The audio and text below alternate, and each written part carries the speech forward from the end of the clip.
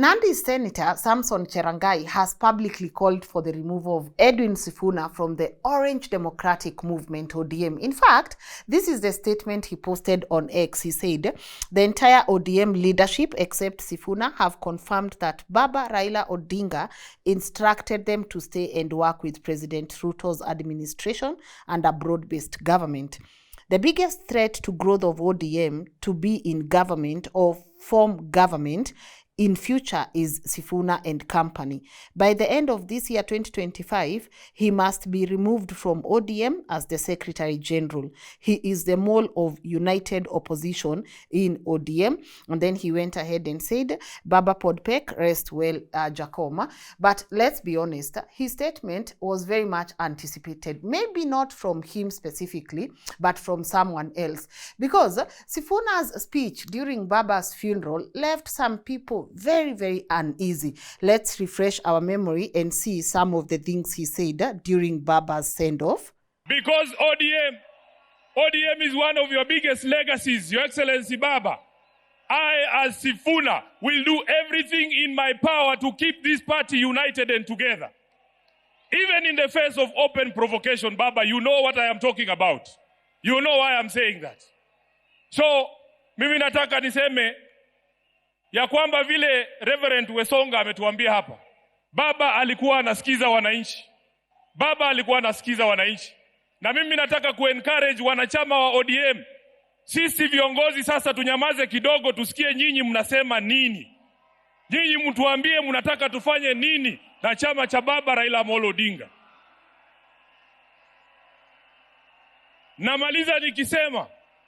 Namaliza nikisema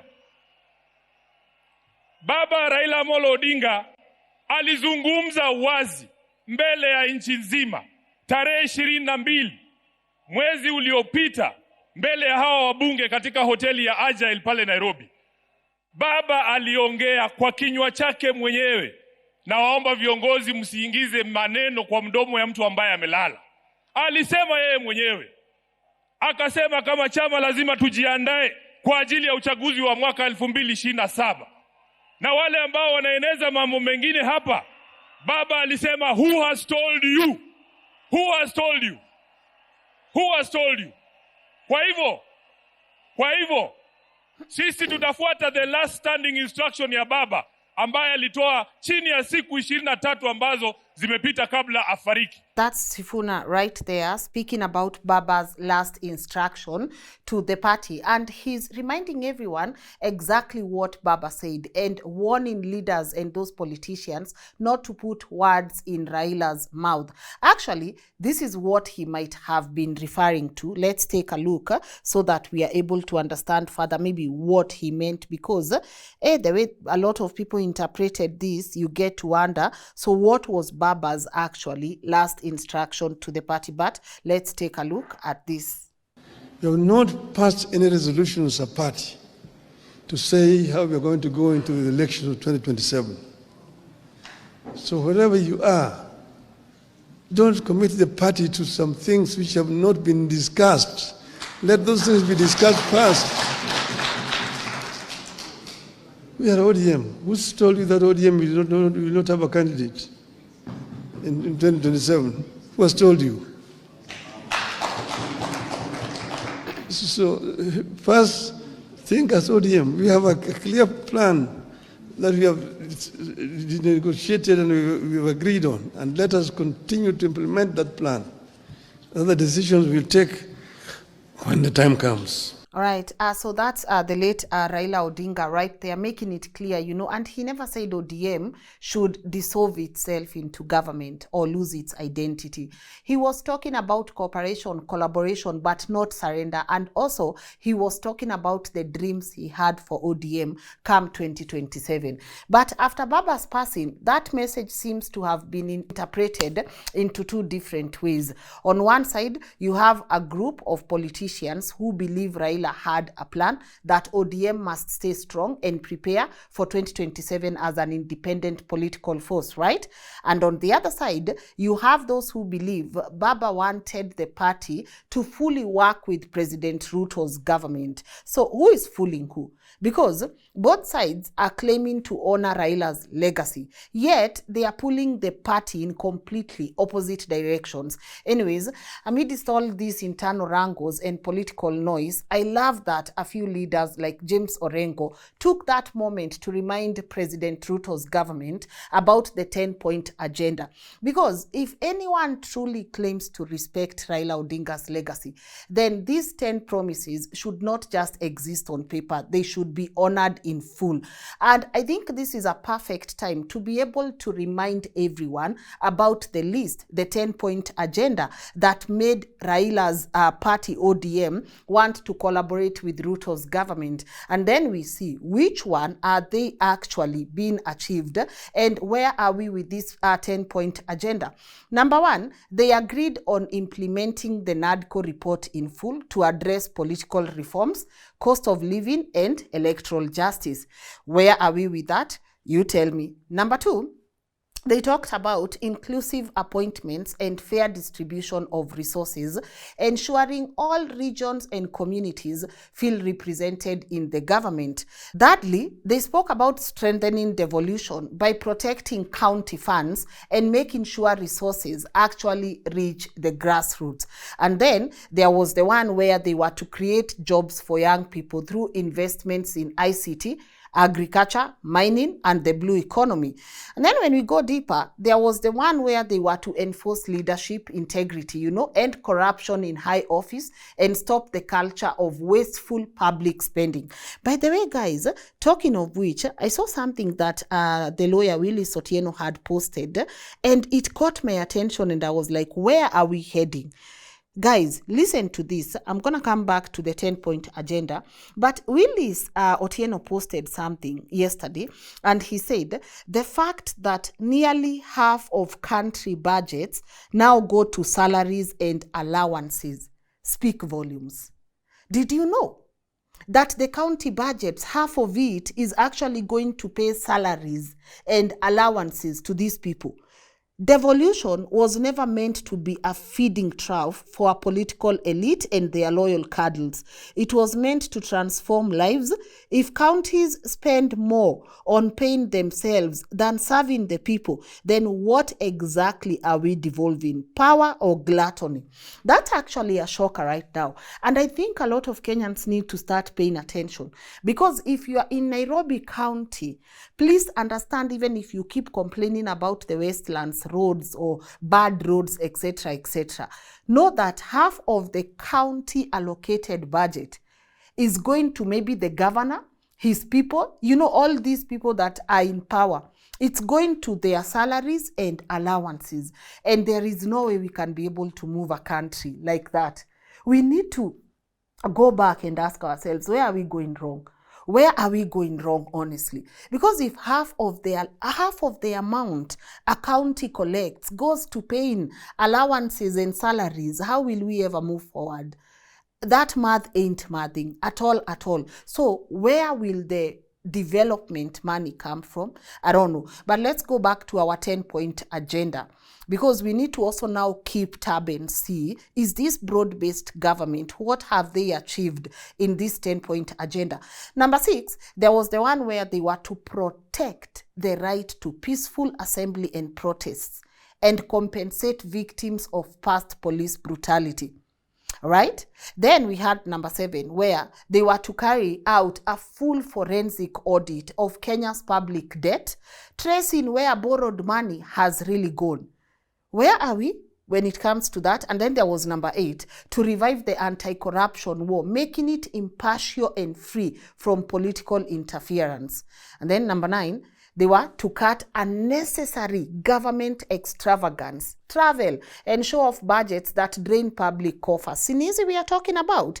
And then finally, number 10 on the 10-point agenda, there was one where they were to safeguard Kenya's sovereignty, uphold the rule of law, and protect media freedom as pillars of democracy. So when you look at this 10-point agenda, you see the late Raila Odinga had a plan, and this plan involves ending corruption, ending easy, unnecessary, extravagant things that these politicians do, and also making sure that they use kuna job. So this 10-point agenda is what we need to start paying attention to, and also freedom of media. So you know guys, last week we had a moment to go through the cybercrime bill that was signed into law, and I know you guys, you are up, you know, we are talking about now reject that particular law, reject it completely. But we will continue making sure that this week we are speaking about them, because even the late Raila Odinga saw how necessary it was for this country to protect its people and to make sure that they enjoy the freedom of speech, right? So those were the 10 promises, not just talking points, but a clear checklist of what the so-called unity government was supposed to deliver. And if you are being honest, that is the list every Kenyan, not just ODM supporters, should be using to hold this government accountable. But here is the catch. Well, Sifuna and a few others are still insisting, you know, that the government must honor those commitments. A section within ODM seem to have quietly moved on. You know, some of them now speak about cooperation as if the agreement was meant to secure political comfort, not reform. Did you see the way some of them were kissing? Like, did you see? Like, they are, it's man, it's Baba's send off, please. Stop, acha kwenda kuuza sera. Also stop thanking sijui nani for the, that is tax money. At the end of the day, there are some things we really have to be honest about. But you saw how some of these people were acting. It's like, man, see me and save my job, man. I'ma praise you. I'm gonna praise you because now I need you to save my job. Hey, nah. You'll see them talking and kissing that and making sure that they are protecting their job, but they are not even mentioning the debt audit or the youth jobs or the freedom of protest, you know, the very things that defined Raila's lifelong struggle and the things he had in his 10-point agenda. So the question becomes unavoidable. Who is actually defending Baba's word and the principles he stood for, and who is conveniently rewriting his message to fit the new political reality, you know? Anyways, I'm gonna read a few comments on X because people are sensing that, hey, you guys, what you are saying about Baba's last instruction, some of you are just saying your own things. That is not what Baba actually said. But let's take a look at some of your comments on X. Mark had said, Sifuna has been consistent in articulating the need to implement the 10-point agenda, period. What is so difficult in that? Raila did not even expel him, right? Pat said, from my observation, only Babu Owino and Edwin Sifuna seem to have a clear sense of direction within ODM. Love them or hate them, they've displayed leadership qualities and courage at a time when internal wrangles are shaking the party. That aside, Baba always knew a day like this would come, and he prepared the next generation to rise when the moment arrived. Then Victor Kipruto said, Sifuna is not the biggest threat. He's just stating the party's principles. Anyways, najua politics na principles ni ngumu kuendana. Si ni ukweli? Right? And then Omari said, boss, Sifuna gives ODM the much needed face of a national party, a tolerant party. The moment you push him out, ODM loses the national party status. It becomes a family party. It becomes a party of yes men. It becomes a party of men and women who are in need for eating the government. And then Deacon said, when you hear Edwin Sifuna, James Orengo and Simba Arati speak, know that was the true desire of Raila. The rest were people who enjoyed the fruits of proximal closeness to Baba.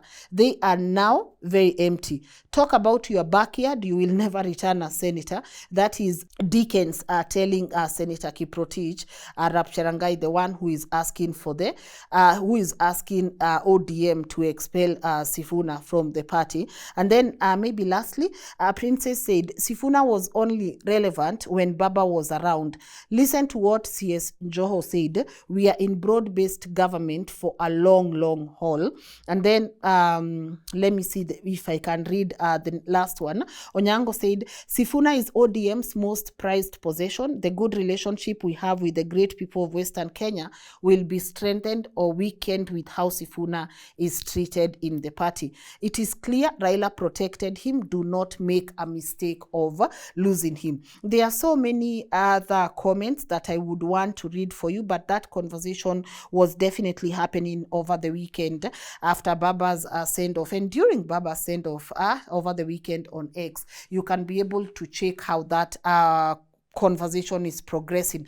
But I'm really interested in your thoughts at this particular moment. Do you support what Senator Samson Cherargei is saying when he's asking for the removal of Sifuna from ODM? And also, what do you think Raila's last instruction to the party was? Because there appears to be a confusion there, but then there is also what Raila spoke about, the one that people like Sifuna are quoting to be Baba's last instruction to the party. So let me know, what do you think is the future for ODM right now? If you are in ODM right now, what would you do to steer the party forward and making sure that it remains the party of the people, for the people, the way Raila Odinga had, definitely formed it the way he wanted it to be? So share your thoughts with me on the comment section. And do you think, as some of the people here are saying, that Sifuna is ODM's most prized possession, and to expel him means that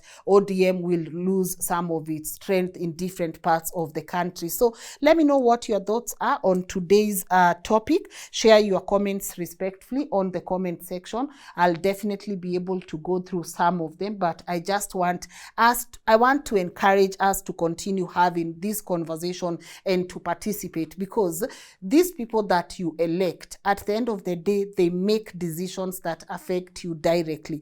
When we are talking about the bills that were passed to law, please don't just look at the president signing. Look at the members of parliament who also passed those bills in parliament, right? Look at the Senate that is very much quiet on this matter. Look at other organizations. By the way, I don't know, the Law Society of Kenya is quite quiet. It's quite quiet on this matter. So please make sure that you also go and get your register. The voting is coming 2027, so that you can be able to actively participate in some of these decisions. But let me know what your thoughts are, especially on this man, Sifuna, and maybe what do you think happens to him after here, right? Yeah, so that's it from me. Thank you to the amazing new subscribers that we have on the platform. We will continue having these discussions each and every day, because we want to make sure that we are not being left out in some of the things that are going to impact our nation. Sawa. All right, so also let me know what you think on the county budgets, where we have half of it going to salaries and allowances. That is something we definitely need to come back here and talk about, because we can't progress as a country if half of the budget is going to feed these people and also allowances and per diems. We will not progress as a country. But that's it from me. Thank you for watching. My name is Lynn Ngugi. Maybe I see you guys tomorrow or later today. Bye.